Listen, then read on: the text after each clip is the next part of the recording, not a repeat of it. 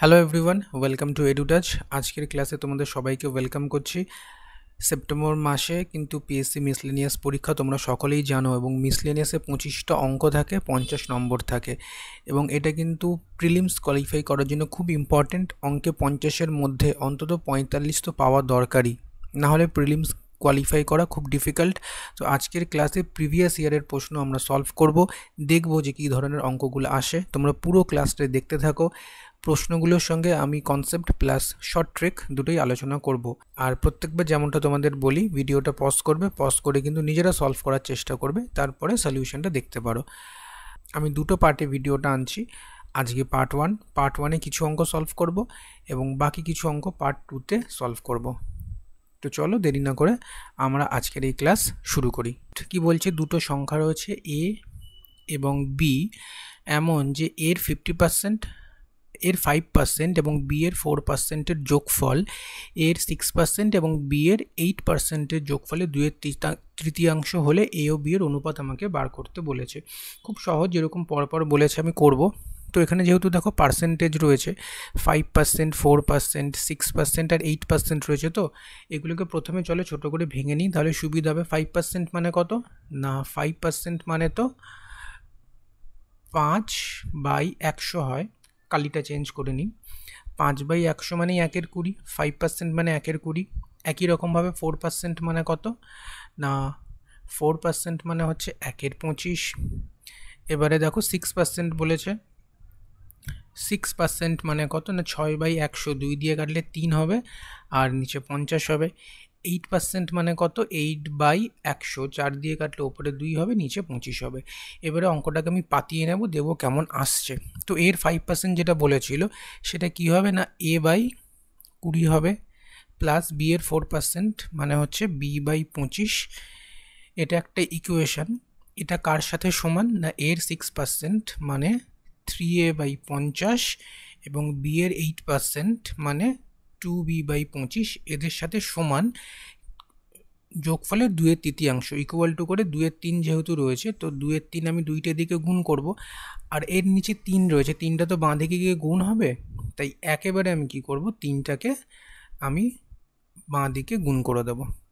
তাহলে কি আসছে দেখো, 3a/20 plus 3b/25 equal to 3a হবে না, এখানে দুইটা যেহেতু গুণ হচ্ছে, 3 দুগুণ 6 হয়ে 6a/50 হবে, প্লাস 4b/25 হবে। এই লাইনটা চাইলে তোমরা স্কিপ করতে পারতে, একবারে করতে পারতে, আমি বোঝানোর সুবিধার জন্য কিন্তু এখানে করে দিলাম। এবার এইগুলোকে একদিকে নিয়ে আসবো, তাহলে 3a/20 minus 6a/50 equal to 4b/25 minus 3b/25। LCM নিলে কি দাঁড়াচ্ছে দেখো, 100, তাহলে 5 কুড়ি 100 হয়, তাহলে 3 5 15a মাইনাস 50 দুগুণ 100, তাহলে 6 দুগুণ 12a ইকুয়াল টু, এদিকে তো এলসিএম 25 ছিল, যা ছিল তাই বসে যাবে। 4b থেকে 3b যদি বাদ দিই তাহলে শুধু থাকবে b। বাকি স্টেপগুলো আমি এদিকে করি। 15a থেকে যদি 12a বাদ যায় তাহলে পড়ে থাকবে 3a/100 ইকুয়াল টু b/25। এই 25 আর 100 কেটে 4 হবে, 4টা ডান দিকে গুণ হয়ে যাবে, তাহলে কি লিখতে পারি, 3a ইকুয়াল টু 4b, বা a/b ইকুয়াল টু 4/3, বা a/b আমাকে বার করতে বলেছিল, তাহলে সেটা কত হবে, 4:3। 4:3 আমি দেখতে পাচ্ছি, দেখো রয়েছে অপশান ডিতে, এই জায়গাটা একটু কেটে গেছে, তো অপশান ডি বা 4:3 হয়ে যাবে কিন্তু এই প্রশ্নটার একদম সঠিক উত্তর। আচ্ছা, নেক্সট প্রশ্নে চলে আসি। কি বলছে যে একটি শহরের লোকসংখ্যা প্রতি বছর 5% করে বৃদ্ধি পাচ্ছে। যদি 2001 সালে ওই শহরের লোকসংখ্যা 1,10,250 হয়, তবে 1999 সালে লোকসংখ্যা কত ছিল? 2001 সালে 5% করে বেড়ে বেড়ে এই হয়েছে, তাহলে 2 বছর আগে অর্থাৎ 1999 সালে কত ছিল? সবথেকে যেটা শর্টেস্ট মেথড, প্রথমে আমার 5% করে যেহেতু জনসংখ্যা বার করতে বলেছে, এই 5% দিয়ে আমি অঙ্কটা শুরু করব। 5% মানে কি হবে না, 5% মানে 1/20 হয়। তো জনসংখ্যা যদি 20 থাকে, তার 5% বেড়ে সেটা কত হয়ে যাবে, 21 হবে। 20-র 5% মানে 1, সেই একটাই যোগ করে আমি 21 লিখছি। এটা 1 বছরের ক্ষেত্রে হয়েছে, এরকম 2 বছর বার করতে আমাকে হবে। তো পরের বছরও কি হচ্ছে, জনসংখ্যা 20 থেকে বেড়ে 21 হচ্ছে। এবারে এই 20 আর 20 এবং 21 আর 21 আমি গুণ করে দেব। গুণ করে দিলে 20-র স্কোয়ার হয়ে যায় 400, 21-এর স্কোয়ার হয়ে যায় কিন্তু 441। এই যে 441টা, এটা কিন্তু আমার 2001 সালের জনসংখ্যা, এবং আগেরটা হচ্ছে 1999 সালের জনসংখ্যা। তো আমি দেখলাম যে আমার জনসংখ্যা আসছে 5% করে বেড়ে বেড়ে 441 ইউনিট। এবং দেখো প্রশ্নে 441 ইউনিটের ভ্যালু বলে দিয়েছে 1,10,250। তো আমি লিখতেই পারি যে 441 মানেই হচ্ছে কত না, 1,10,250। সেখান থেকে আমি 1 ইউনিটের ভ্যালু বার যদি করতে চাই, তাহলে ডিভাইডেড বাই 441, এবং আমাকে 1999 সালের জনসংখ্যা বার করতে হবে, মানে 400 ইউনিটের ভ্যালু বার করতে হবে। তো গুণ 400 করে দেবো। এই জায়গাটা ঐকিক নিয়ম করে দিলাম একেবারে। 441 মানে এত, 1 মানে কত, এবং 400 মানে কত। তো দেখো কাটাকুটি করবো, 441 21-এর মাল্টিপল, তো 21 দিয়ে যদি কাটি কত হবে, 21, 110কে প্রথমে 21 দিয়ে কাটবো, 5কে 5 21 105 হয়, হাতে থাকছে 5 আর এখানে নিচ্ছি 2, তাহলে হচ্ছে 52, 21 দুগুণ 42, হাতে কত থাকছে 10 আর 5-এ 105, আবার 5 দিয়ে গেলে পুরোপুরি কেটে গেল এবং শূন্যটা বসে গেল, তাহলে 5250 হলো। এটাকে আবার চলো আমি 21 দিয়ে কাটি, 21 দুগুণে 42 হয়, 10 আর 5 105, আবার 5 21 105, তো কত হচ্ছে 250 হচ্ছে। তাহলে 25 250 গুণ 400, তাহলে 25কে যদি 4 দিয়ে গুণ করি কত হয়, 100 হয়। আর কতগুলো শূন্য রয়েছে, 1 2 3টে, 1 2 3টে শূন্য আমি বসিয়ে দেবো। তাহলে 1999 সালের জনসংখ্যা কিন্তু 1 লক্ষ, যেটা আমাদের দেখো অপশান কততে রয়েছে না, অপশান এতে। তাই অপশান এ হয়ে যাবে এই প্রশ্নটার একদম সঠিক উত্তর। চলো পরেরটা আমরা একই রকমভাবে দেখে নিই, পরের অঙ্কটা কি বলছে।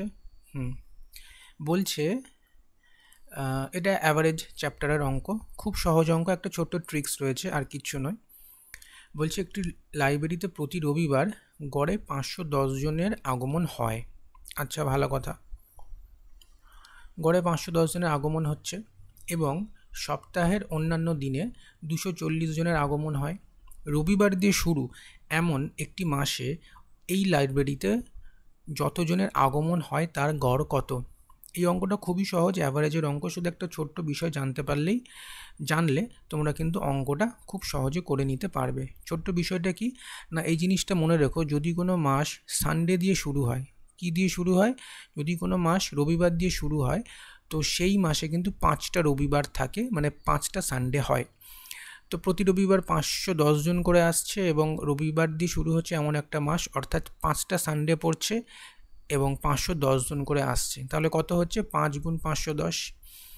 আচ্ছা, এবং সপ্তাহের বাকি দিনগুলো 240 জন করে আসছে, মাসে আমি 30 দিন ধরে করব, যেটা ফিক্সড নিয়ম, 30 দিন ধরে করব। তো 5টা রবিবার চলে গেল, হাতে আমার আরও 25 দিন পড়ে রইল। এই 25 দিনে কতজন আসছে, 240 জন করে আসছে। এবার এদের আমাকে গুণ করে যোগফলটা বার করতে হবে, তাহলে জানতে পারবো যে মোট কতজন আসলো। তো 510কে 5 দিয়ে যদি আমি গুণ করি তাহলে কত হবে, দেখো 5 25 5 1 5 আর 5 5 25 আর একটা শূন্য, 2550। এবং 25কে 240 দিয়ে কীভাবে গুণ করব, 25-এর স্কোয়ার হয় 625, 25 গুণ 25 মানে 625, তার থেকে একটা 25 কম, তাই 625 থেকে 25 বাদ দিলে হয়ে যায় 600, এবং একটা শূন্য আমি বসিয়ে দেবো। এবার এই দুটো দেখো যোগফল করব, 6 আর 2 8, 5050। এই মোট এতজন সংখ্যক মানুষ বা লোক একটা মাসে লাইব্রেরিতে এসেছিল। এবার আমাকে অ্যাভারেজ বার করতে বলেছে। অ্যাভারেজ বার করতে গেলে কি করব না, আমি এটাকে 30 দিয়ে ভাগ করে দেবো, এক মাসের জন্য বার করছি, তো 0 আর 0 কেটে যাবে। 3কে যদি 85 দিয়ে কাটতে হয়, 3 দুগুণ 6, 2 25 হচ্ছে, 3 8 24, 1 15, 3 5 15। তাহলে সঠিক উত্তর কত না, 225 জন গড়ে ওই লাইব্রেরিতে ওই মাসে এসছিল, যেটা দেখো রয়েছে অপশান ডিতে। অপশান ডি হয়ে যাবে কিন্তু একদম এই অঙ্কটার সঠিক উত্তর। আশা করি বুঝতে পেরেছো। চলো দেরি না করে আমরা পরেরটায় সুইচ। পরের অঙ্কটা কি বলছে যে একটি পরীক্ষায় একটা ছাত্রকে কোনো একটি সংখ্যার 5-এর 16 অংশ নির্ণয় করতে বলা হলো। ভুলবশত ছাত্রটি 5-এর 6 অংশ নির্ণয় করে ফেলেছে এবং তার ফলে কি হয়েছে যে যদি প্রকৃত উত্তর যা আসতো তার থেকে 150 বেশি এসছে, তাহলে প্রকৃত সংখ্যাটি কত আমাকে বার করতে হবে। তো দেখো, তাকে বার করতে বলা হয়েছিল যে কোনো একটা সংখ্যা রয়েছে, তার বলেছিল 5-এর 16 বার করতে, কিন্তু সে সেটা না করে সে সেই সংখ্যাটারই 5-এর 6 বার করে ফেলেছে এবং যার ফলে কি হয়েছে না, যে সেটা বার করেছে সে 150 বেশি বার করে ফেলেছে। অর্থাৎ এই 5x/6 এটা হচ্ছে কত না 150 বেশি, কার থেকে? এর থেকে 150 বেশি। তাই যদি আমাকে এটাকে ইকুয়েট করতে হয়, আমি এখানে -150 করে দেবো। এইভাবেও তোমরা ইকুয়েশনটা সাজাতে পারো বা এইভাবেও লিখতে পারো যে সে বার করেছে 5x/6 এবং তাকে বার করতে বলা হয়েছিল কত না 5x/16 এবং সে যেটা বার করেছে সেটা 5x/16 থেকে 150 বেশি। এই তো এই ইকুয়েশনটা আমরা বার করে নেব, নিলেই অঙ্কটা আমি খুব সহজে করে ফেলতে পারবো। তো দেখো কি করব, এলসিএম নেব। 6 আর 16-র এলসিএম হচ্ছে 96, 6কে 16, তাহলে 5×16 80x মাইনাস 6, তাহলে 5×6 30x ইকুয়াল টু আমি কত লিখতে পারি? 150 লিখতে পারি। তাহলে 30 আর 80 মানে হচ্ছে 50x divided by 96 equal to 150। 50কে যদি 150 দিয়ে কাটি কত হবে? 3 হবে। তাহলে x ইকুয়াল টু কত? 96 গুণ 3, 3 নং 27, 270 আর 18 মানে হচ্ছে 288। অর্থাৎ আসল সংখ্যাটি কত না x ইকুয়াল টু 288, যেটা দেখো রয়েছে অপশান এতে। তাই অপশান এ হয়ে যাবে কিন্তু এই প্রশ্নটার একদম কারেক্ট উত্তর।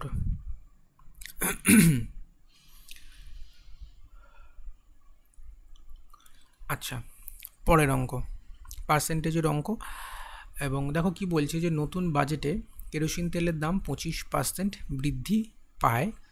শতকরা কত ভাগ কেরোসিন তেলের ব্যবহার কমালে ওই বাবদ খরচের কোনো বৃদ্ধি হতো না? কোনো একটা পেট্রোলের কোনো একটা ফ্যামিলিতে সে কেরোসিন তেল ব্যবহার করতো কত পার্সেন্ট? 25%, তাই তো। 25%কে আমি কি লিখতে পারি না 25% মানে হচ্ছে কিন্তু 1/4। মানে সে যদি কেরোসিন তেলের জন্য 4 টাকা খরচা করতো, এখন দাম বেড়ে যাওয়ার ফলে তাকে কি করতে হচ্ছে না 5 টাকা খরচা করতে হচ্ছে। তো আমাকে কি করতে হবে না, যেহেতু জিনিসের দাম বেড়ে যাচ্ছে, তো আমাকে ব্যবহারটা কমাতে হবে। ব্যবহারটা কমালেই আমি আমার খরচ একই রাখতে পারবো। তো যদি আমাকে ব্যবহার কমাতে হয়, কত কমাতে হবে না, এই যে 4 থেকে বেড়ে তো 5 হচ্ছে, এটা আমরা কি করে দেবো না 5 থেকে কমিয়ে 4 করে দেবো। কি করব না, আগে যদি আমি ব্যবহার করতাম 5, এখন আমি কত ব্যবহার করব? 4 ব্যবহার করব। তাহলে দেখো আমার খরচাটা একই থেকে যাচ্ছে, তাই না? কারণ এটা তো হচ্ছে টাকা, রুপিস, আর এটা হচ্ছে কোয়ান্টিটি। তো রুপিসের সঙ্গে কোয়ান্টিটি গুণ করলেই আমি এক্সপেন্ডিচার বা খরচাটা পেয়ে যাই। তাই 4 5 20, আগেও 20 খরচা হচ্ছিল, এখনও আমি 20 খরচা করছি, কারণ আমি কোয়ান্টিটিটা 5 থেকে 4 করে দিয়েছি। তাহলে আমাকে কোয়ান্টিটি কত পরিমাণ কম করতে হলো না, কোয়ান্টিটি আমার আগে ছিল 5, এখন কত হলো? 4 হলো। তাহলে কত কমলো? 1 কমলো। কত থেকে কমলো? 5-এর থেকে কমলো। তাই 1/5 অংশ আমাকে কমাতে হবে। যেহেতু পার্সেন্টেজে বার করতে বলেছে, তাই আমি কি করব? 100 গুণ করে দেবো। তাই 1-এর 1/5 মানেই হচ্ছে কিন্তু 20%, যেটা দেখো অপশানে রয়েছে, অপশান 20% অপশান বিতে। খুব সহজ অঙ্ক, একদম এক লাইনে করার জন্য মতো অঙ্ক, কোনো ফর্মুলা মনে রাখার দরকার নেই। জাস্ট এই সিম্পল জিনিসটা মাথায় থাকলেই তোমরা এই অঙ্ক করতে পারবে। সবসময় মনে রাখবে যে এক্সপেন্ডিচার কিসে কি দিয়ে হয় না টাকা দিয়ে আর কোয়ান্টিটি দিয়ে। আমাকে দুটো সব ক্ষেত্রে সমান করতে হবে। সমান করলেই আমি অঙ্কের উত্তর খুব সহজে কিন্তু বার করে নিতে পারবো। আচ্ছা চলো, এটা বুঝতে পেরেছো নিশ্চয়ই। এবার আমরা পরের অঙ্কে চলে আসি। অপশান থেকে ঘাবড়ানোর কিছু নেই, খুব সহজে আমরা বার করে নিতে কিন্তু পারবো। পরপর ফলো করব। দেখো কি বলছে না, বলছে যে একজন ব্যাটসম্যান আছে, সে 98 রান করে, যার মধ্যে 4টি বাউন্ডারি আছে, মানে 4টে 4 মারে, এবং 6টি ছক্কা আছে, 6টি 6 মারে। তাহলে ওই ব্যাটসম্যান 2 উইকেটের মধ্যে দৌড়ে মোট কত রান নিয়েছিল? সে রান তো করেছে 98, তাই তো। তার মধ্যে সে 4 মেরেছে 4টে, তার মানে 4 মেরে সে রান করেছে 16, এবং 6টা 6 মেরেছে, তাই 6 মেরে সে রান করেছে কটা না 36। তাহলে 36 আর 16 যদি আমি যোগ করি, 6 6 12, 2 হাতে 1, 3 4 1 হচ্ছে 5, 52 রান কি করছে না সে 52 রান 4 আর 6 মেরে করছে। এবারে সে 2 উইকেটের মধ্যে বাকি তাহলে রানটা কত হবে না মোট তো রান করেছিল 98, তার মধ্যে 52 রান 4 আর 6 মেরেছে, তাহলে শর্ট নিয়েছে বা 2 রান করে নিয়েছে। কত রান না 2 হচ্ছে 6, 5 আর 6 46, তাহলে 46 রান কি করেছে না সে 2 উইকেটের মধ্যে 1 করে নিয়েছে বা 2 করে নিয়েছে। তো এই 46টা তার মোট রানের কত পার্সেন্টেজ আমাকে কিন্তু বার করতে বলেছে। তো বলছে দেখো যে ওই ব্যাটসম্যান 2 উইকেটের মধ্যে দৌড়ে কত রান নিয়েছে তার শতকরা পরিমাণ বার করতে। তো কত রান নিয়েছে 2 উইকেটের মধ্যে 46, কতর মধ্যে মোট রানের মধ্যে মোট রান কত না 98, এটাকে আমি কি করব না এটাকে 100 দিয়ে গুণ করে দিলেই আমি কিন্তু কত পার্সেন্টেজ পেয়ে যাব। 46 আর 98 রয়েছে, চলো 2 দিয়ে কাটি, 2 দুগুণ 4, 3 দুগুণ 6, 2 দিয়ে কাটলে 4 দুগুণ 8, 1, 9 দুগুণ 18, তাহলে কত হচ্ছে না হচ্ছে 2300/49। এটা আমাকে এবারে পার্সেন্টেজে নিয়ে যেতে হবে। চলো ভাগটা করতে হবে, তো ভাগটা করে দেখি কি হয়। 230 রয়েছে, 49 রয়েছে, 5 দিয়ে যদি কাটি, 5 দিয়ে গেলে 4 5 20, 200 হয়, 5 নং 45 হয়ে যায়, হবে না 5 দিয়ে হবে না, 4 দিয়েই হবে। তাহলে 4 দিয়ে হলে 4 নং 36-এর 6, হাতে কত 3, 4 4 16 আর 3 হচ্ছে 19, 196, তাহলে হচ্ছে কত 34 আর একটা 0, 340। 5 দিয়ে হচ্ছে 245 ছিল, 6 দিয়ে যদি করি তাহলে 6 দিয়ে করলে হচ্ছে 4 6 24, 240 আর 6 নং 54, কত হচ্ছে 294, তাহলে হাতে হচ্ছে 6, 9 আর 1 10 আর 4 46, তাহলে 46 পূর্ণ 46/49, 46 পূর্ণ 46/49% বা শতাংশ, এটা হয়ে যাবে কিন্তু এই প্রশ্নের একদম সঠিক উত্তর, যেটা দেখো রয়েছে অপশান ডিতে রয়েছে। এইটুকু পার্ট তো খুবই সহজ ছিল, এখানে কোনো ক্যালকুলেশনও ছিল না, এখানে কোনো বুদ্ধি খাটানোরও জায়গা নেই। নিচের এই পার্সেন্টেজ বার করাটাই একটু কঠিন ছিল, যেটা আমরা নর্মাল উপায়ে পরপর করলাম এবং পরপর করে কিন্তু খুব সহজেই আমরা উত্তরটা পেয়ে গেলাম। আচ্ছা, বলছে যে 100 মিটার কি বলছে দেখো যে 100 মিটার দীর্ঘ একটি ট্রেন তার বিপরীত অভিমুখে 5 কিলোমিটার প্রতি ঘন্টা বেগে পদব্রজে গতিশীল এক ব্যক্তিকে 6 সেকেন্ডে অতিক্রম করে, তাহলে ট্রেনটির গতিবেগ কত না আমাকে দেখো প্রশ্ন বলে দিয়েছে যে একটা ট্রেন রয়েছে, সেই ট্রেনটা যে দিকে যাচ্ছে তার উল্টো দিক থেকে একটা লোক হেঁটে হেঁটে আসছে এবং এই লোকটিকে ট্রেনটি ক্রস করতে সময় নেয় কত সেকেন্ড, 6 সেকেন্ড সময় নেয় এবং লোকটির গতিবেগ হচ্ছে ঘন্টায় বলে দিয়েছে 5 কিলোমিটার প্রতি ঘন্টা। তাহলে আর ট্রেনটা মোট 100 মিটার লম্বা বলে দিয়েছে, তাহলে ট্রেনের গতিবেগ বা স্পিড আমাকে বার করতে হবে। তো আমরা কি জানি যে distance equal to speed into time. এক্ষেত্রে ডিস্টেন্স ট্রেনটা কত দূরত্ব অতিক্রম করবে, যখন কোনো ট্রেন কোনো ব্যক্তিকে বা কোনো পোলকে অতিক্রম করে তখন কিন্তু ট্রেন শুধুমাত্র নিজের দূরত্বই অতিক্রম করে। এখানে ট্রেনটি ব্যক্তিকে অতিক্রম করেছে, মানে ট্রেন শুধুমাত্র নিজের দূরত্বই গেছে, সেটা কত মিটার, সেটা হচ্ছে 100 মিটার। এবং এই 100 মিটার দূরত্ব যেতে ট্রেনের কতটা সময় লেগেছে, ট্রেনের 6 সেকেন্ড সময় লেগেছে। তাহলে আমার ট্রেনের স্পিড কত আমরা তো জানি না, আমি ধরে নিলাম এক্স। এবারে কিন্তু এখানে এফেক্টিভ স্পিডের ব্যাপারটা চলে আসবে, কারণ ট্রেনের তো একটা গতিবেগ রয়েছে, সে এই গতিবেগ নিয়ে এদিকে যাচ্ছে এবং ব্যক্তিটিও 5 কিলোমিটার প্রতি গতিবেগে অপর দিকে আসছে। তো এক্ষেত্রে কি হবে, দুজন যেহেতু বিপরীতমুখী হলে কি হয়, সবসময় গতিবেগ যোগ হয়। বিপরীতমুখী হলে কি হয়, সবসময় গতিবেগ যোগ হয়। তাহলে কত হবে না এক্স প্লাস 5 কিলোমিটার প্রতি ঘন্টা। তাহলে আমরা এখানে কি করে দিলাম না এক্স প্লাস 5 করে দিলাম, যেটা গতিবেগ দুটোর যোগফল। এবার একটা জিনিস দেখো, এই যে 100 মিটার আর 6 এটা কিন্তু মিটার আর সেকেন্ডে রয়েছে, কিন্তু এটা কিলোমিটার প্রতি ঘন্টায় রয়েছে। তাই কিলোমিটার প্রতি ঘন্টা থেকে মিটার প্রতি সেকেন্ডে আনতে গেলে আমাকে কী করতে হবে না 5-এর 18 দিয়ে গুণ করতে হবে, গুণ করে দিলাম। এবারে সিম্পলি কাটাকুটি করবো, 6কে 18 কাটলে হচ্ছে 3, আর এদিকে 5কে আমি যদি কাটছি 100 দিয়ে তাহলে হচ্ছে 20। 3টা বাঁ দিকে গিয়ে গুণ হয়ে কত হবে 60 হবে, 60 ইকুয়াল টু কত হবে এক্স প্লাস 5। 5টা বাদ হয়ে যাবে, তাহলে এক্সের ভ্যালু কত না 55। তাই ট্রেনের গতিবেগ কত না 55 কিলোমিটার প্রতি ঘন্টা, যেটা কিন্তু রয়েছে আমার অপশান এ। তাই অপশান কততে রয়েছে দেখো, অপশান ডিতে। তাই অপশান ডি হয়ে যাবে কিন্তু এই প্রশ্নটার একদম সঠিক উত্তর। আশা করি খুব সহজ অঙ্ক ছিল, বুঝতে পেরেছো। কোথাও কোনো অসুবিধা হলে নিশ্চয়ই বলবে। চলো পরের অঙ্কটা আমরা সলভ করি। দেখো কি বলছে যে এ এবং বি এর বার্ষিক আয়ের অনুপাত হচ্ছে 5:4 এবং তাদের বার্ষিক ব্যয়ের অনুপাত 3:2। যদি বছরের শেষে তাদের প্রত্যেকে 1600 টাকা সঞ্চয় করে তবে এর বার্ষিক আয় কত। চলো যেগুলো বলেছে আমরা পরপর লিখে নিই। এ আর বি রয়েছে, দুজন ব্যক্তি রয়েছে যাদের ইনকামের অনুপাত কত বলে দিয়েছে, রেশিওতে 5:4। তাদের ব্যয় মানে তাদের এক্সপেন্ডিচার বা এক্সপেন্সের অনুপাত কত বলে দিয়েছে, 3:2। এবং তারা দেখো প্রশ্নে বলে দিয়েছে যে 1600 টাকা করে সেভ করছে। এখানে একটা জিনিস লক্ষ্য করো, এটা কিন্তু 1600 টাকা আর এইগুলো রেশিওতে দিয়েছে।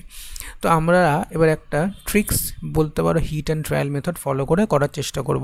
দেখো ইনকাম তো 5 আর ব্যয় হচ্ছে 3, তাহলে সেভিং হচ্ছে কত, 2। আচ্ছা, বির ইনকাম কত, 4, বির ব্যয় হচ্ছে 2, তাহলে সেভিং কত, 2। তাহলে আমরা দেখতে পাচ্ছি আমাদের যে রেশিও দিয়েছে সেখান থেকে আমরা যে সেভিংসের রেশিও পাচ্ছি সেটাও কিন্তু 2 ইউনিট করে হচ্ছে, মানে সমান হচ্ছে। মানে সেই এরও যা সেভিং, বিয়েরও তাই সেভিং। এবং টাকাতেও যদি ধরি তাহলে আমাদের টাকাতেও বলে দিয়েছিল যে এর হচ্ছে 1600 টাকা, বিয়েরও 1600 টাকা। তো এক্ষেত্রে আমরা কিন্তু 2 ইউনিট মানে সরাসরি 1600 লিখতে পারি।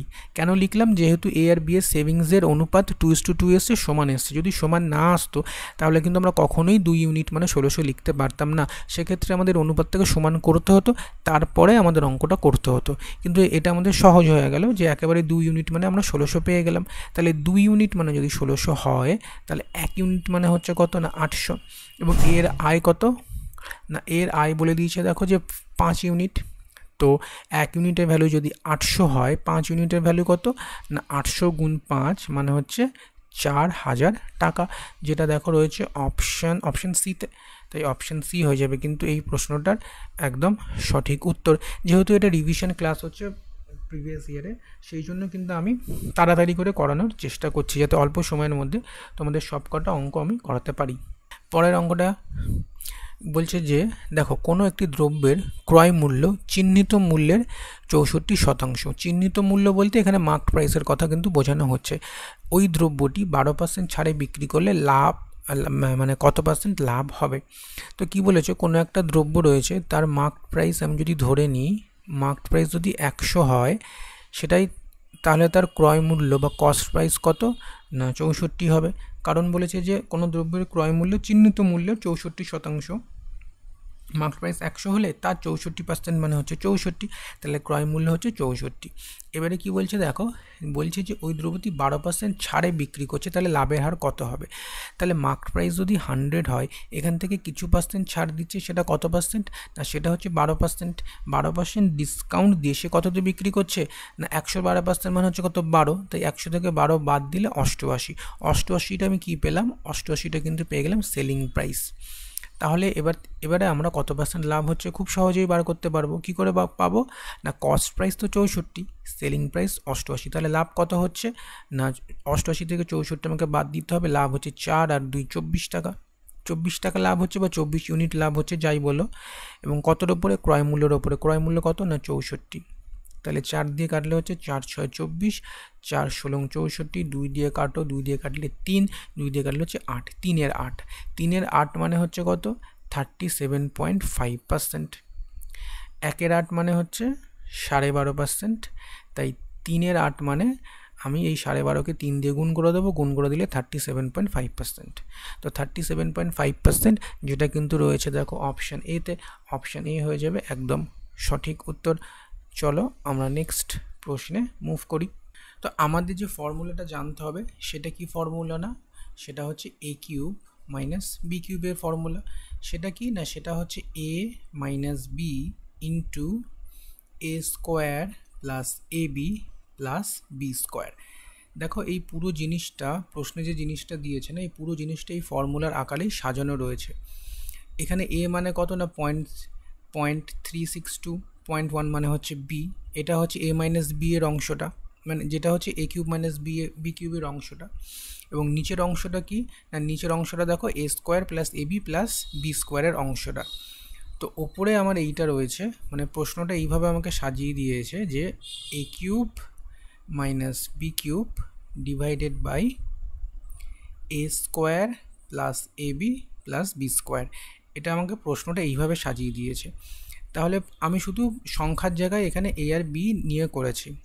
তো আমি যদি উপরের অংশটা ভাঙতাম তাহলে কি লিখতাম না, লিখতাম A minus B into A square plus AB plus B square লিখতাম, A cube minus B cube ভেঙে। আর নিচে যেটা ছিল সেটাই হতো, নিচে কি ছিল না, নিচে ছিল A square plus AB plus B square.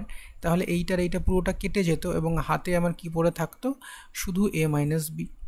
তো আলটিমেটলি আমাকে যে A মাইনাস বিটাই বার করতে হবে এবং এটাই বার করতে বলেছে। তো এখানে A মানে কত না, A মানে হচ্ছে 0.362 এবং B মানে কত না, B মানে হচ্ছে 0.1। তাহলে এটা যদি আমরা বাদ দিই তাহলে আমরা পেয়ে যাব কত না 262। এটাই হয়ে যাবে কিন্তু এই প্রশ্নটার দেখো একদম সঠিক উত্তর। শুধু ফর্মুলা বেসড অঙ্ক, ক্যালকুলেশন খুবই কম, দেখে ঘাবড়ানোর মতো কিন্তু কিচ্ছু নয়। তো যেটা দেখো অপশানে কত রয়েছে না, অপশান বিতে রয়েছে, অপশান বি হয়ে যাবে একদম কারেক্ট আমার উত্তর। চলো পরের অঙ্কটায় চলে আসি। টাইম অ্যান্ড ওয়ার্কের অঙ্ক আমরা এখান থেকে দেখতে পাচ্ছি কি বলছে, যে বলছে এ এবং বি একত্রে একটা কাজ করছে 30 দিনে।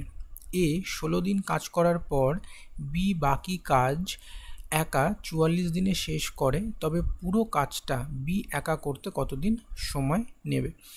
এখানে ছোট্ট একটা ফর্মুলা দিয়ে আমরা অঙ্কটা করব, কোনো শর্ট ট্রিক ফলো আমি করছি না। যেখানে যেখানে কনসেপ্ট দরকার সেখানে সেখানে কনসেপ্ট ওয়াইজই করতে হবে। কনসেপ্ট ওয়াইজ করলে কি হয় না, ফর্মুলা মনে রাখার দরকার নেই, তোমার কনসেপ্টটা মনে থেকে যাবে, পরীক্ষায় নিজের মতন করে অ্যাপ্লাই করবে, দরকার হলে স্টেপ জাম্প করবে, কিছু স্টেপ মাথায় ক্যালকুলেশন করে নিয়ে করবে, এতে অনেক সুবিধা হয়, ফর্মুলা মনে রাখার ঝামেলাটা থাকে না। আর ফর্মুলা পরীক্ষা হলে তাড়াহুড়োর মধ্যে মনেও পড়ে না। তো আমরা দেখো জানি না ওয়ার্ক ইকুয়াল টু কী হয় না, টাইম ইন্টু এফিসিয়েন্সি। একজন মানুষ যে পরিমাণ এফিসিয়েন্সি নিয়ে যতদিন সময় লাগে একটা কাজ করতে সেটাই হচ্ছে মোট কাজ। তো এখানে এ আর বি 30 দিনে একটা কাজ কমপ্লিট করে ফেলছে। এ আর বি এর এফিসিয়েন্সি আমি কি ধরে নিচ্ছি না, এ আর বি এর এফিসিয়েন্সি ধরে নিচ্ছি এ, এর এফিসিয়েন্সি এ, বি এর এফিসিয়েন্সি বি। তাহলে এ আর বি 30 দিনে যে মোট কাজটা করছে সেটা কত হচ্ছে না 30 মানে টাইম গুণ টোটাল এফিসিয়েন্সি, যেটা এর ক্ষেত্রে এ এবং বি ক্ষেত্রে বি। তো এখান থেকে আমি কি করলাম, একটা ইকুয়েশন পেলাম, এটাকে 1 লিখলাম। পরবর্তী ক্ষেত্রে দেখো আবার কি বলছে, যে এ 16 দিন কাজ করছে। এ যদি এ এফিসিয়েন্সি নিয়ে 16 দিন কাজ করবে তাহলে সে কত কাজ করবে, 16 কাজ করবে। এবং বি এফিসিয়েন্সি নিয়ে যদি 44 দিন কাজ করে তাহলে কত কাজ করবে না 44টা কাজ করবে। এটাও কি না, এটাও তারা মোট কাজটাই সম্পন্ন করছে, এটা আলাদা আলাদা করছিল, এটা একসাথে করছিল। তো এক্ষেত্রে আমরা কি লিখতে পারি না, 16A plus 44B equal to total work. এটাকে আমি ইকুয়েশন 2 লিখতে পারি, এবং ইকুয়েশন 1ও টোটাল ওয়ার্ক রিপ্রেজেন্ট করে, ইকুয়েশন 2ও টোটাল ওয়ার্ক রিপ্রেজেন্ট করে। তাই এই দুটোকে যদি আমরা ইকুয়েট করে দিই তাহলে কি হবে, 30A plus 30B equal to 16A plus 44B। এবারে এ আর বিগুলিকে আমি এক এক দিকে নিয়ে আসব। আমি কি করছি দেখো, যে 16 এটা ডান দিকে রয়েছে, তো এটাকে আমি বাঁ দিকে নিয়ে আসি, কত হচ্ছে 14A হচ্ছে, আর 30Bটাকে আমি এই দিকে নিয়ে যাচ্ছি, তাহলে কত হচ্ছে 14B হয়ে যাচ্ছে। তাহলে 14 আর 14 কেটে গেল, এখান থেকে কি পেয়ে গেলাম, A equal to B. A equal to B মানে কত না, এর এফিসিয়েন্সি যা বি এর এফিসিয়েন্সিও তাই। এবারে আমাকে কি বলেছিল, যে পুরো কাজটা বি একা কতদিনে করতে পারবে। এই জায়গাটা একটু ভালো করে দেখো, বুঝে নাও, ব্যাপারটা খুব সহজ হয়ে যাবে। এ আর বি আমরা কিন্তু এখান থেকে তাদের কত এফিসিয়েন্সি সেটা পেলাম না, কিন্তু এটা জানতে পারলাম যে এ আর বি এর এফিসিয়েন্সিটা সমান। এ আর বির এফিসিয়েন্সি যতই হয়ে থাকুক না কেন, সেটা 5 হোক 4 হোক 2 হোক যাই হোক না কেন, তারা যখন দুজন একসাথে কাজ করছে, একই এফিসিয়েন্সি নিয়ে কাজ করছে, তখন তাদের কি লাগছে না, তখন তাদের 30 দিন সময় লাগছে, তাই তো। যখন এখান থেকে একজন বাদ চলে যাবে তখন সেই একই এফিসিয়েন্সি নিয়ে করতে তার কত সময় লাগবে, নিশ্চয়ই দ্বিগুণ সময় লাগবে, তাই না। তাই এখানে বি এর একা কাজ করতে কতদিন সময় লাগবে না, যে সময়টা লাগছিল তার দ্বিগুণ সময় লাগবে, মানে 60 দিন সময় লাগবে। কতদিন সময় লাগবে, 60 ডেজ, যেটা দেখা রয়েছে অপশান সিতে। বলছে যে কোনো পরিমাণ টাকা চক্রবৃদ্ধি সুদে রাখলে 5 বছরে কি হয়, দ্বিগুণ হয়। ওই একই পরিমাণ টাকা ওই একই চক্রবৃদ্ধি সুদে হারে 4 গুণ হতে কত বছর সময় লাগবে। কোনো একটা টাকা ছিল, টাকাটা আমি ধরলাম 1 ছিল, টাকাটা 1 থেকে কত হচ্ছে, 2 গুণ হচ্ছে। 2 গুণ হতে মতো মোট কত সময় নিচ্ছে? 5 বছর সময় নিচ্ছে। টাকাটা দুগুণ হলো, 2 এর পরে কত গুণ হবে? 2 এর পর 4 গুণ হবে, 4 এর পরে কত গুণ হবে? 8 গুণ হবে। চক্রবৃদ্ধির হারে এইভাবেই বাড়ে, 1 গুণ হবে, 2 গুণ হবে, 4 গুণ হবে। তো 1 থেকে 2 হতে 5 বছর সময় লাগছে, 2 থেকে 4 হতে আরও 5 বছর সময় লাগবে, 4 থেকে 8 হতে আরও 5 বছর সময় লাগবে। তাহলে মোট কত বছর আমার সময় লাগলো? না 5 যোগ 5 যোগ 5 মানে মোট 15 বছর। তাহলে অপশান দেখো, অপশান বিতে রয়েছে, কিন্তু অপশান সিতে রয়েছে 15 বছর। 15 বছর হয়ে যাবে কিন্তু একদম সঠিক উত্তর। চলো আমরা নেক্সট অঙ্কটায় এবারে মুভ করি। বোট অ্যান্ড স্ট্রিমের অঙ্ক। বোট অ্যান্ড স্ট্রিমের অঙ্ক এবং বলছে যে স্থির জলে কোনো নৌকার গতিবেগ 10 কিলোমিটার, ঘন্টায় 10 কিলোমিটার। আচ্ছা, একই সময়ে যদি নৌকাটি স্রোতের অভিমুখে মানে স্রোতের দিকে 26 কিলোমিটার যায় এবং স্রোতের বিপরীতে যদি 14 কিলোমিটার যায়, তবে স্রোতের বেগ কত ছিল? আমাকে প্রশ্নে কি বলে দিয়েছে? না নৌকা স্থির অবস্থায় গতিবেগ হচ্ছে 10 কিলোমিটার প্রতি ঘন্টা, তাই তো। এবারে সে কি করছে? না সেই 10 কিলোমিটার প্রতি ঘন্টা গতিবেগ নিয়ে যখন স্রোতের অভিমুখে স্রোতের দিকে যাচ্ছে, সে 26 কিলোমিটার দূরত্ব যেতে পারছে, এবং যখন বিপরীত আসছে স্রোতের তখন সে 14 কিলোমিটার যেতে পারছে। এক্ষেত্রে তার ডিস্টেন্সটা কমে যাচ্ছে স্রোতের বিপরীতে, কারণ নৌকা যেদিকে এগোচ্ছে তার অপোজিট দিকে স্রোতটা রয়েছে, তাই তার গতিবেগটা কমিয়ে দিচ্ছে। তো আমরা দেখো কি করব, অঙ্কটাকে সাজিয়ে নেব।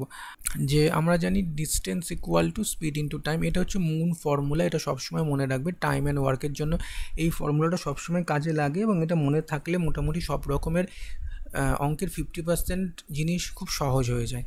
যখন সে স্রোতের দিকে যাচ্ছে, সে 26 কিলোমিটার যাচ্ছে, তার গতিবেগ কত থাকছে? গতিবেগ থাকছে হচ্ছে 10, এবং যেটা স্রোতের গতিবেগ সেটা কত আমরা জানি না, ধরে নিলাম এক্স।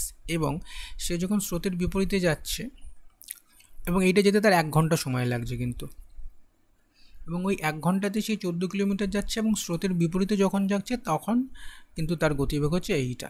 এবার আমরা এটাকে কোনাকুনি গুণ করে ইকুয়েশনটা সলভ করলেই কিন্তু উত্তর পেয়ে যাব। তো কী করব দেখো, 140 প্লাস 14x, মানে 14-এর সঙ্গে এটা আমরা গুণ করলাম, এবারে 26-এর সঙ্গে এটা গুণ করব, 260 মাইনাস 26x। তো আমি কী করছি, 26xটাকে বাঁ দিকে নিয়ে আসছি, 26 আর 14 যোগ করলে হয় 40x, আর 260 থেকে আমার 140 বাদ যাবে, তাহলে কত হবে?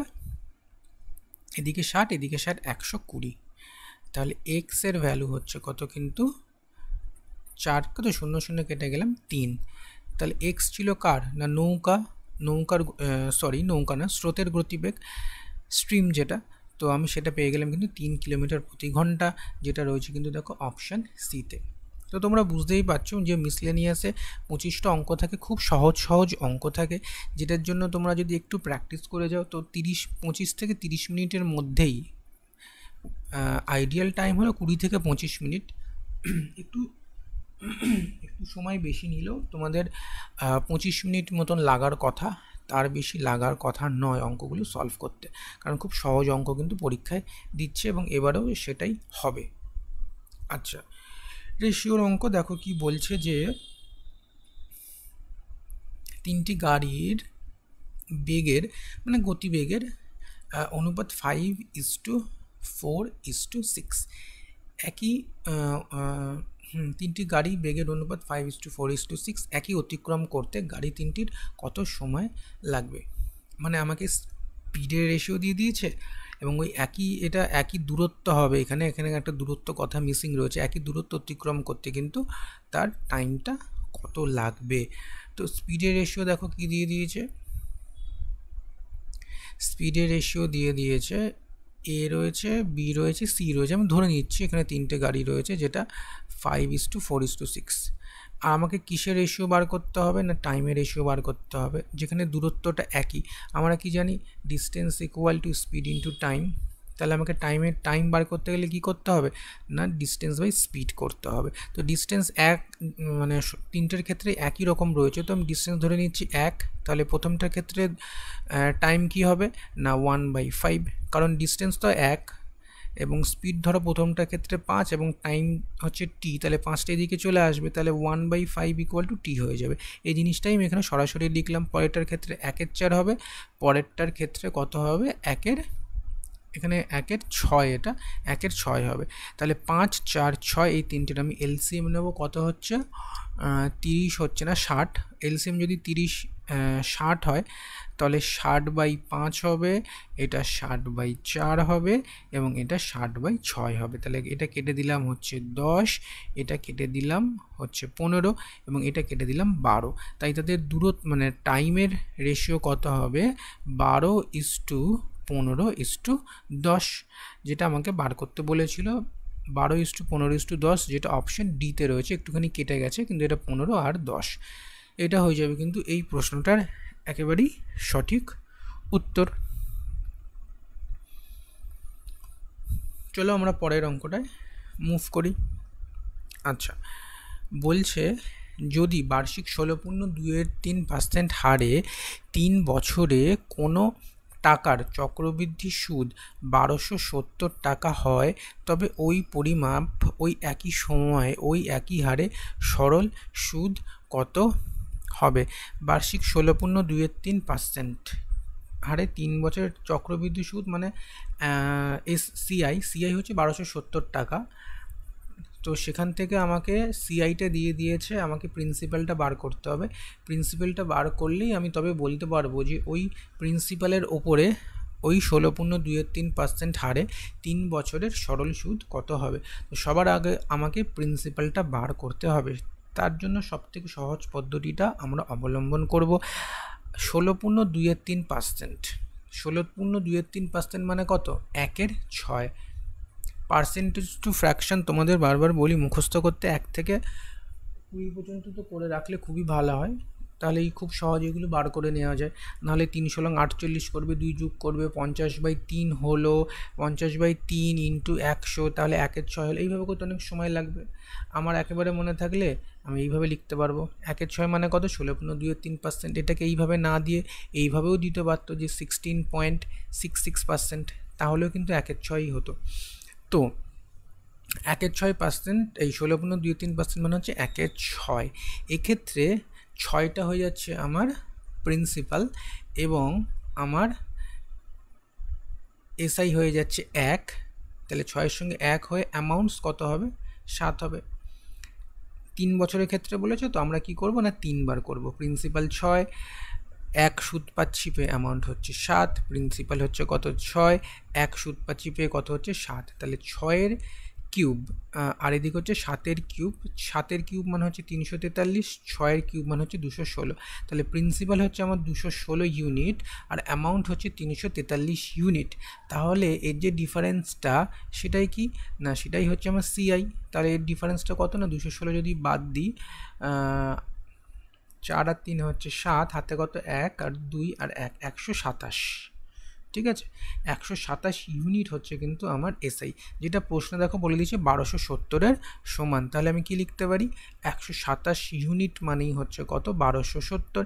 তাহলে 1 ইউনিটের ভ্যালু কত, 1 ইউনিটের ভ্যালু হচ্ছে 10। এবার আমাকে প্রিন্সিপালটা বার করতে হতো, তাহলে প্রিন্সিপালটা কত না 216, তাহলে প্রিন্সিপাল আমি পেয়ে গেলাম কত 2160। প্রিন্সিপাল যখন পেয়ে গেলাম, তো 3% হারে আমি 16.2-এর কত টাকা সুদ হচ্ছে সেটা আমি নিশ্চয়ই বার করতে পারবো। এর কত পার্সেন্ট না 3 বছরে, আর কত পার্সেন্ট হারে না 1/6 হারে, তাই ডিভাইডেড বাই 1/6 আমি করে দিলাম। 3কে কাটলাম 2, 2কে যদি কাটি 2 1 2, 0, 8 2 16 আর 0, 1080। তাহলে ওই একই পরিমাণ সুদ হচ্ছে ওই টাকার ওপরে কত না 1080 টাকা, যেটা দেখা রয়েছে কিন্তু অপশান এতে। অপশান এ হয়ে যাবে একদম সঠিক উত্তর। আশা করি পদ্ধতিটা বুঝতে পারছো। যদি কোথাও কোনো বুঝতে অসুবিধা হয় আমাকে কমেন্ট করে নিশ্চয়ই জানাবে। আর ভিডিওটা আরেকবার রিপিট করে দেখো, তাহলেই ক্লিয়ার হবে। নাহলে কমেন্ট করো, কমেন্টেও আমি তোমাদের বুঝিয়ে দেবো যদি কোথাও কোনো ডাউট থেকে থাকে। আচ্ছা, পরের অঙ্কটা কিন্তু খুব সহজ, ক্যালকুলেশনের ওপরে। এটা আলাদা করে কিছু করার দরকার নেই, এটা তোমাদের হোমওয়ার্ক। এটা করে তোমরা আমাকে কিন্তু উত্তর করে জানাবে যে এটা কত হচ্ছে। তাও আমি একটু ছোট্ট করে হিন্ট দিয়ে রাখি যে কিভাবে করব। 1 সেকেন্ড, অঙ্কটা কোথায় পালিয়ে গেল, আমি ওটাকে খুঁজে বার করি। হ্যাঁ, আবার খুঁজে পেয়েছি। একটু উল্টোপাল্টা চাপ পড়ে গেলেই কম্পিউটারে অঙ্কগুলো পালিয়ে যায়। আচ্ছা, 6/7 রয়েছে, তো 6/7 ডিভাইডেড বাই 8 রয়েছে, মাইনাস 6/7/8 রয়েছে। তো এইগুলো ভগ্নাংশগুলোকে ভেঙে ঠিক জায়গায় আনি। 6/7 রয়েছে, গুণ 8টাকে আমি কী করবো, 8-এর নিচে কিছু নেই মানে 1 আছে, তাহলে 1/8 এইভাবে লিখতে পারি। আর এটা কত রয়েছে, 6 রয়েছে, গুণ 7-এর 8টা উল্টে যাবে, গিয়ে কিন্তু হবে 8-এর 7 হবে। তাহলে এটা দেখো 2 দিয়ে কাটলে হচ্ছে কত, 3, 2 দিয়ে কাটলে হচ্ছে 4, তাহলে এটা কি হবে না 3/28, মাইনাস এটা কত হবে 6×8=48/7। তো এলসিএম হচ্ছে 28, মানে হচ্ছে 3 মাইনাস, তো এই ইকুয়েশনটা আগে হতো, আমি এটা পরে নিয়েছি বলে আমার মাইনাসে আসছে। যাই হোক, উত্তরটা একই থাকবে, ইন্টু 4, তাহলে 4 160 আর 4×8=32, মানে হচ্ছে 192। 192 থেকে 3 আমি বাদ দেবো, তাহলে কত হবে 189/28 এইটা আসবে। এবারে তোমরা এটাকে ভাগ করবে, ভাগ করে কোনটা অপশান হচ্ছে সঠিক সেটা কিন্তু আমাকে নিশ্চয়ই কমেন্ট করে জানাবে। তো আজকের এই ক্লাস এখানেই আপাতত শেষ করছি। তোমরা নিশ্চয়ই কমেন্ট করে আমাকে জানাবে কেমন লাগলো, কোথাও কোনো ডাউট থাকলে সেটাও জানাবে। আর টেলিগ্রাম চ্যানেলের লিঙ্ক আছে নিচে, সেটা জয়েন করে নিও, নানা রকম ইনফরমেশান পিডিএফ সেখানে শেয়ার করা হয়। এবং ভালো লাগলে চ্যানেলটি সাবস্ক্রাইব করো, তোমাদের ফ্রেন্ড সার্কেলে ভিডিওটি শেয়ার করো। খুব তাড়াতাড়ি দেখা হচ্ছে এই ভিডিওটার সেকেন্ড পার্ট নিয়ে। Till then, God bless, take care.